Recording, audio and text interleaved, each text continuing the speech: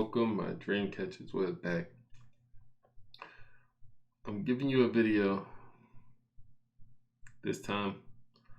It's the unfortunate video of me telling you about my COVID experience. I'm just going to start at the beginning for this. You know what I mean? It's still currently going on. I think I'm in day 5 of quarantine, so 5 more days. So I don't even know how I actually got it, but let's just go over the situation of what led me up to this day, to day 5, okay? So day 1, I wake up, right? The craziest, and I mean the craziest headache of my lifetime. I'm like, cause sometimes, I'm a gamer and all this. When you're playing the game, staring at a screen all day, you might get a headache. So, you shouldn't do that all freaking day. But in this case, I was like, I wasn't even playing the game like so crazy the other day. So why is my headache so like just thumping, like to the point where I had to just lay right back down. Like I got up and I had to just basically lay down, right? So as I'm trying to move around, I'm just feeling super dizzy. Like I'm trying to drive to the store. I'm like, oh, maybe I need some medicine from the store. I drove to the store, was super dizzy driving to the store. So then I was like, okay, I can't do this. I have to leave. So then I left, went back to the crib, barely made it there. And that's when I just laid down all day. I was like, okay, maybe if I take a nap, the headache will go away. Took a nap, 3-hour nap. Woke up, headache was still there. I'm like trying to look at my phone as I'm like straining my eyes. My headache is going worse. I'm like, okay, no phone, no social media, no nothing. This is just going to be a sleep all day affair. Slept the literal whole day. Day 2. Now I'm feeling a little bit better. Like as far as my headache, like it's gone. I'm still a little woozy, a little dizzy, but I'm like, okay, my headache is gone, right? Can't spread it. My chest is like super sore now, this day 2. Like I'm just like touching my chest. I'm like, oh, why is it so sore? I didn't do anything. Why does my chest feel so sore? Still couldn't drive. Still couldn't do nothing like that because I'm just, like I said, still kind of woozy, still kind of dizzy. Then I start coughing a bit, and I'm like, that's when it hits me. I'm like, hold on. Is this what I think it is? No way, not me. It can't be me. No way. I go about the day. I'm trying to just denial, don't believe that I have it. Obviously, I need to tell my work. Like I told them I wasn't feeling well, but I was like, you know what? I'm going to just get the test. Forget it. Forget about it. So go hold the whole Walgreens. By the way, if I don't know this, Walgreens, you can definitely get a free test from Walgreens. So I set it up to go get the test, right? Basically, the rest of the day, chest is hurting. It's sore. Like I said, it's real tender. Got to be chill with it. I drink some soup. I love pho. So I get some pho, drink some broth. And then, like that day, it's like when I start coughing, like coughing so hard that I start to get like a sore throat. Almost feel like a strep throat. Like the throat is just super sore. Now we're on day 3 when I actually go get the test from Walgreens. Sad because it was like a freaking hour drive to where it was. Literally an hour drive for 30 seconds worth of a test. Like they did the nose thing. And I know people were saying like they stick it up there, super long Q-tip, and it's just super uncomfortable. But shoot, praise to Walgreens for this, because they actually gave me it, and I was able to just slight both noses. So what they'll do is you'll drive through. You don't go into the store. You just simply drive up. You'll see 2 people. The one will just verify your birthday and everything, verify you are. Go to the next guy. He'll simply hand you the Q-tip, long Q-tip. Put it out. Swivel. Put it back in this case. Give it to him. Okay, we'll let you know. Just drive off. So it's like, dang, I drove an hour for 30 seconds worth of work. Now I'm driving an hour back. So then on the hour drive back, honestly, I don't know how it was so fast, but on the drive back, got the email. I hate for it to be like so cliche. It's when I read it that I just started feeling more. Sometimes your mind can play on you. So when I read that I had it, that's when I just started feeling super worse. I'm like, stop. I was trying to talk to myself like, stop playing tricks on yourself. Like, calm down, relax. Like, you already knew the deal. So don't, just because they said, now just because it's confirmed, it's like you feel different when you read it. Like you think that's the deal, but when you actually see that is it, it's like you feel kind of bad. And then of course you have to like tell the people you're staying with and tell your family, then everybody's freaking out. Even my son was freaking out. I think that's something people don't understand as well. When you get it, like once it's confirmed that you have it, it's not like, okay, well, take this, take this, take this. You know what the remedy is? Go home, quarantine. 10 days, you should be fine. So they didn't say that to me right there, but then I got a call from the pharmacist. So I'm talking to the pharmacist. And I'm like, okay, so what do? Well, just quarantine for 10 days, stay away from people, and then you should be good to go. I'm like, okay, well, what if in 10 days I'm still coughing, throat is still tender, blah, blah, blah, blah, blah, still like slight fever. But I did have a slight fever when I had that crazy headache. They're like, yeah, no, after 10 days, you should be fine. So I'm like, okay, should I just go get another test after 10 days? No, you should be fine. Okay, well, what if I just get a test anyway and it says I'm still positive? You're fine. It's like, huh? But, that just is what it is. Like, for my sake, I'm going to definitely go again after the next 5 days and get the retest. But if it says positive, apparently, when they say there's no cure, they're not lying. And I want to say this too. On day 3, that following night when I went to try to sleep, my nose has never been so congested in my life where it's like, I get why people say you can't breathe. My nose was so congested, like I had to do the blowing to like get all the snot out. And when you're congested, you can like anytime you blow or try to blow your nose or something like that, you can feel like the snot buildup. You don't even feel it, but like when you blow your nose, you can't. It's no really like it doesn't feel like there's any snot there. But then when you go to sleep to try to sleep, you can't breathe. So it's like it's just mind playing. You know what I mean?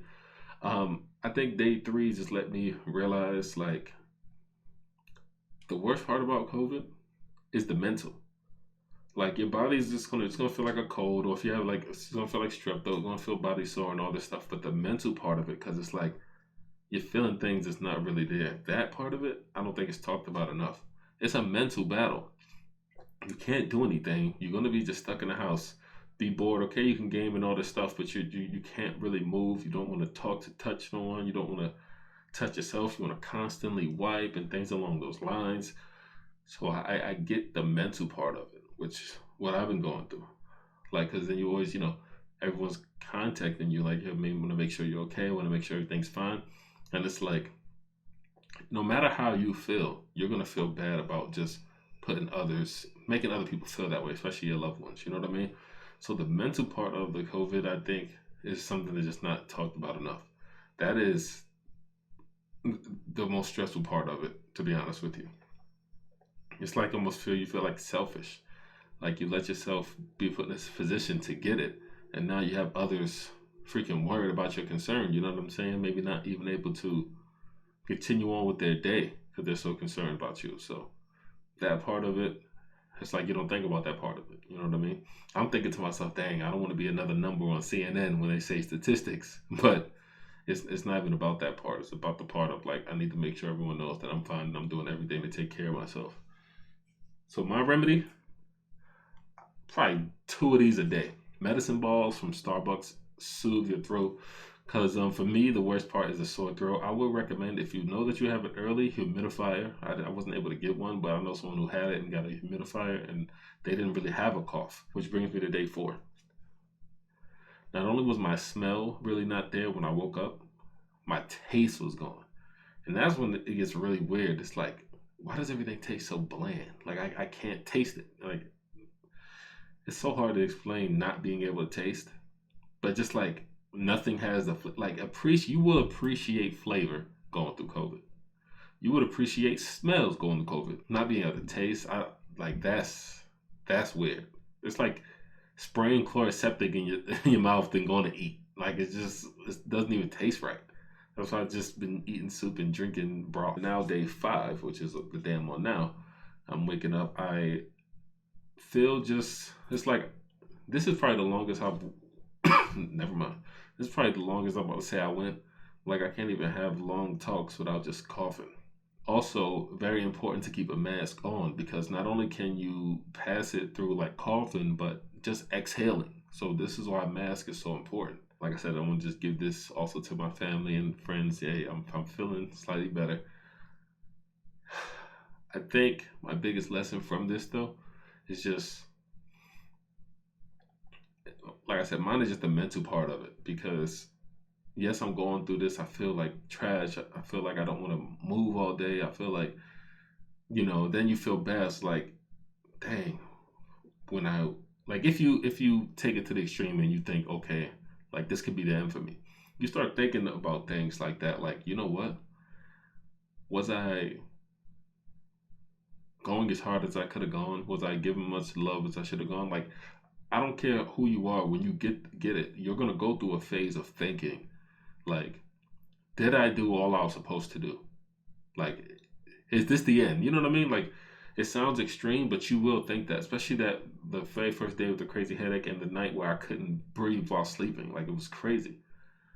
And then I think other people just hyping it up, like your family members and stuff, like, are you okay? Calling you every day and stuff like this. You not only will you feel loved, but you're also gonna feel like, hey, I shouldn't make people feel this way. You know what I mean? So with that being said, I gotta say, people, COVID is a real thing. Take your time. Do not put yourself in situations where you can potentially contract it. It is safer to stay in the house, I would say.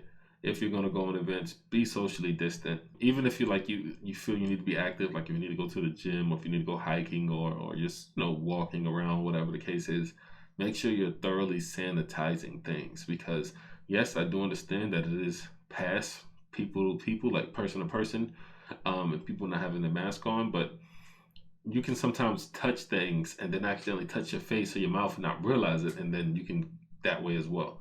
So anytime you touch something, hand sanitizer. Anytime you around others, be masked up. You know what I mean?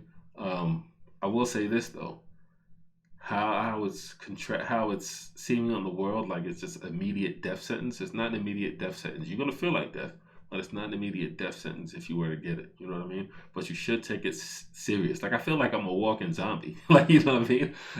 I can't touch anyone. If I bite them, I might infect them. I'm a functioning zombie right now. But in all seriousness, I would say it's a real thing. Be careful out there. Definitely for the love and support. Thanks to everyone.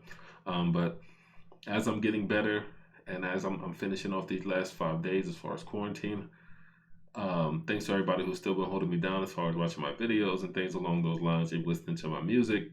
Really appreciate that. But this is my wake-up call. This is my, okay, I gotta go harder. So y'all can expect video posting every single day after this. Gonna get better, gonna get well, and you'll see me for as long as my quarantine days. I'll have the mask on as I'm doing my little gaming and doing my little stuff. But once the mask come on, then you'll know that means I am negative. So appreciate the love and support. Thank everybody who, checks out the channel, checks out my other work. Even checking out me and my son work. I want him to see the things that I'm doing, so he can also understand that, hey, following your dreams means something. You know what I mean? So thanks everybody who gave me the love and support. If you appreciate this video, if you learned something, definitely hit that thumbs up button. And also, I want to say, like I said, just thank everyone. So let's reach this goal of making 1,000 subscribers. But in the meantime, my Dreamcatchers, I'm ReggieSova. And I'm out. All together, what are we? We Dreamcatchers. We fight the fight cause we Dreamcatchers. We Dreamcatchers. We own the night cause we Dreamcatchers, yeah. Dream forever. Dream so big, we gotta dream together. Cause I believe in me and you believe in you. But if you believe in me, then